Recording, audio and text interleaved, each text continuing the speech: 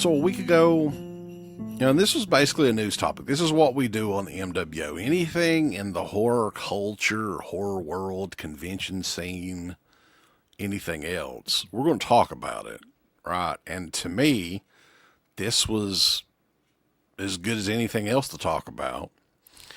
And it involves the lovely Danielle Harris and Scout Taylor Compton and a possible dissension in the Talk Scary to Me camp. The show is no more. They did cancel the podcast. We don't really know the details, but we was just covering news. Hey, Danielle requested to be removed away from, I mean, that's all we were told. We were told this by people that were at the con. You know, people were giving us information throughout the week. And man, like that video kind of took off. It's like 10,000 views on YouTube, which is quite a bit for us on just a standard video like this. So we got an update though. You know, if you want to go back and watch that video, you can. You know, we're basically trying to get to the bottom of what happened with Danielle and Scout. Because we're big fans of Talk Scary to Me. That was like one of our favorite podcasts, right, Uncle Bill? No, I think that's the dumbest shit that ever existed, to be honest. Well, I liked it. I enjoyed it. That is legitimately one of the stupidest things I've ever tried to watch. But anyway, everybody have a good Thanksgiving. Thanksgiving on Thursday. And I got me a big plate, Uncle Bill, pretty much everything that we were talking to Slippy about. I got, you know, some turkey, some ham, some dressing, some deviled eggs, roll or two, right? And I just went to town. I enjoyed paint all a visual that. picture here, yeah. I was, of course, had to eat on the fucking couch because there was like 45 people there and there was nowhere to eat. So I found a spot on the couch in my brother-in-law's bedroom and we just enjoyed in there. But as I was kicking back and kind of loosening my belt up a little bit, trying to get comfortable, I looked at my phone and it said, Danielle Harris has sent you a message. And I was like, it's going to be good. Oh boy. And man, she sent like a few messages and she was not happy. Right. And she wanted to kind of explain things to me. And she said, hey, you guys stop making shit up. Well, I wanted to make it perfectly clear. I wasn't making any of the shit up. This was stuff that we were told. If it was incorrect information, that's not on us. I mean, we're saying, hey, this is what we were told. This is not a fact. But she did want to clear up a couple things. And I did hear a couple things. And I'm like, hey, we will be fair. I'll make a video on this. We'll talk about it, right? And first of all, she demanded that we unfollow her on Instagram, which I did. That's the easiest request ever. Yeah. Yeah. She did request that we take the video down, which I did not do because I don't think that we did anything. I mean, it wasn't criminal. What really? Did she want us to take the video down or the post down? What post would it have been? Did we post anything about that on No. Oh, okay. Well, fuck, I don't know. But she did say that we had the story backwards, that she thought that we were fans. Well, I guess we're not fans. Let me tell you, this is a lot to say about this, really, but this is where like it kind of ends with me. At one time or another, I'd say we both were. I know that I was. I'll speak for myself when I say that, like, I met her at a show probably 10 or 15 years ago and got like Halloween 5 poster signed. It was not a memorable experience. I don't remember anything about it. Like, I just remember that I've got the poster to show that I met her. So I'm sure it was like a really quick whatever experience. But at one time or another, we tried to get interviews with her multiple different times. None of that ever panned out. Several times she didn't respond. And we offered this go around, hey, if you want to come on and have a conversation, you are always welcome. We will be fair. And I'm not going to look, I'm not the type of person who's going to get somebody on there and try to embarrass them or whatever else. Or that's just not going to happen. I'm not going to do it with anybody. I wouldn't do it with Eli Roth, anybody else. But go on, sorry. Oh, we've never done that. No, we've never had that kind of like issue with trying to get somebody on just to like, surprise attack them or anything like that. It's just not going to happen. We're going to verbally decimate your ass. Over the years, man, like multiple things that she has done and said have led me to like I don't care about anything to do with her, anything she has to say, like any of that stuff. I think, and this is my opinion, but I think she's self-entitled. She's narcissistic. She's bratty. She's like just the type of person that I just don't want anything to do with. And I'm sure she feels the same about us because we're not from like California or LA or something like that. And we can't kiss her ass or give her money. But I don't want anything from her, and I have not wanted anything from her in a long time. And here recently, one of the other things she got mad about was we commented on her talking about that shit with not only the podcast, but her like wanting first class seats and getting all this stuff from promoters. And truthfully, at the end of the day, if you're a promoter and you're dumb enough to do that stuff, then, I guess she does deserve to have it. Now, does she deserve to have that because she's some sort of big star or like something, no. Does she deserve all this other stuff that like all these other people that actually have some common sense are not requesting because they know that it's ridiculous? No. Is she stuck all the way up her own ass? 100%. I mean, there's worse places to be, though. I would admit that. Well, listen, nobody thinks that she's hotter than her. Also, that's one thing I'll tell you right now. Right. Like, she absolutely, clearly thinks that she's like the best thing going today. She, at this point, I mean, can do whatever. But here's what I would want her to know from the bottom of my heart. It's okay for people to like not have the same opinion as you and to not like you. If I were you, I would probably get used to that being on the internet. I mean, there's definitely a group of people online that don't like us that take every fucking every little chance they can take to like poke fun or whatever else. So I mean, everybody is not going to like you, and that's fine.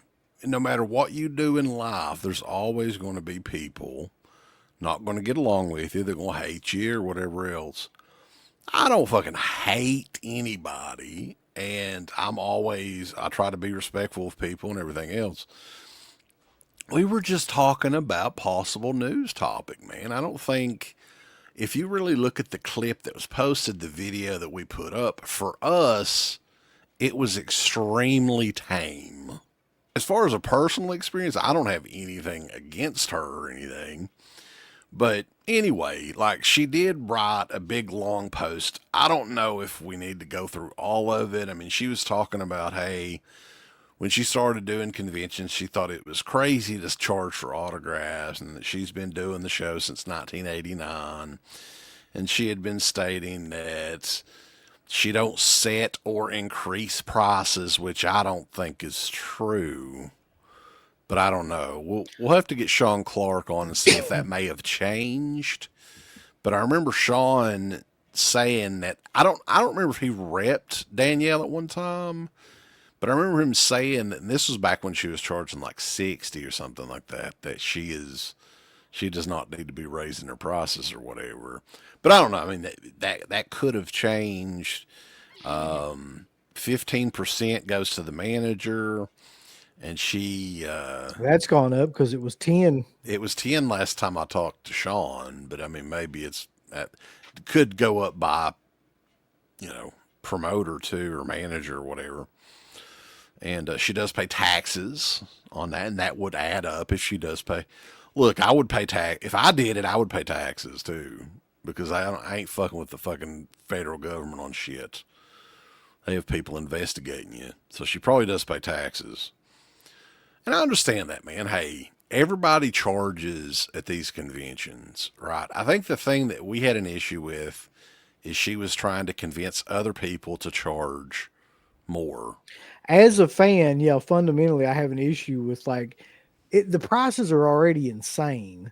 And then you're going around like trying to convince people to charge more just to gouge more money out of people.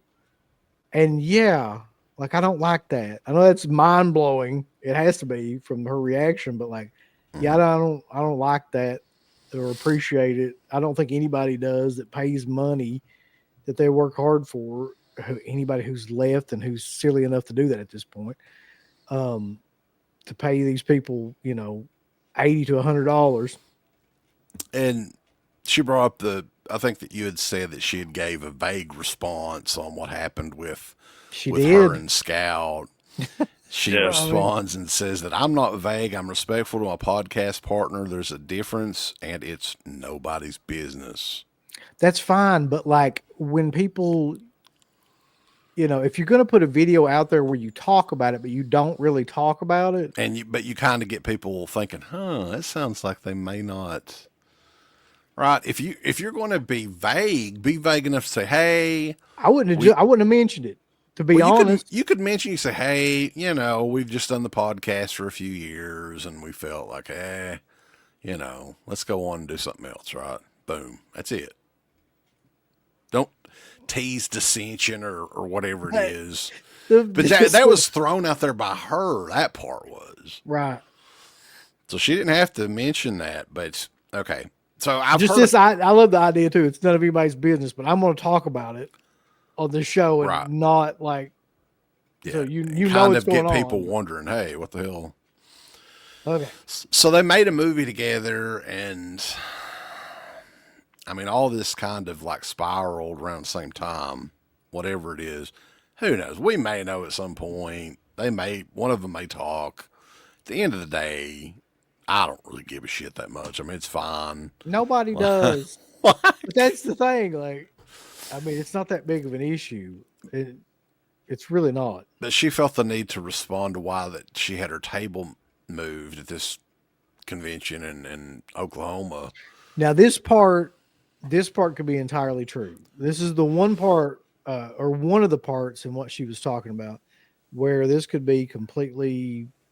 Yeah, and I'd heard a couple other stories too that I wanted to mention on here. She had stated to us that the promoter moved her table in Oklahoma because it was slammed next to Tyler, Maine. I think she's mentioned she had her 7-year-old son who had been begging to spend time with her as a helper at her table, and he's old enough. And when Kane canceled, I guess that's Kane Hodder, they moved her to the corner so her kid could have space to color and play.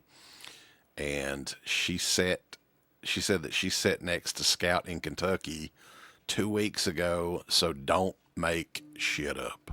I said, hey, we will talk about it. I'll unfriend you on Instagram or whatever by your request, and we're going to talk about it. So yeah, and I had also heard, because we talked about the photo of the Q&A, right? I had heard from multiple people that Scout was not there at all on Saturday. I think that was the day that they did the Q&A, that she was filming some movie or something. So that kind of explains that.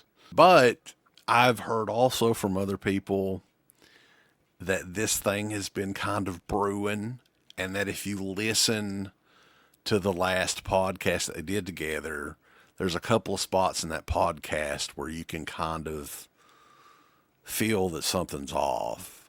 Now, I haven't listened to it myself to find out. That is the update. Danielle sent us a message on it, and I had told her that we would make a response and talk about it so the fans can make their minds up. And she was also sent an invite to do an interview about it, but It is what it is. I think we've tried enough times to do an interview with her at this point. A big thanks goes out to our supporters over at DEADPIT on Patreon.com. You can get hours upon hours of great content, right, Uncle Bill?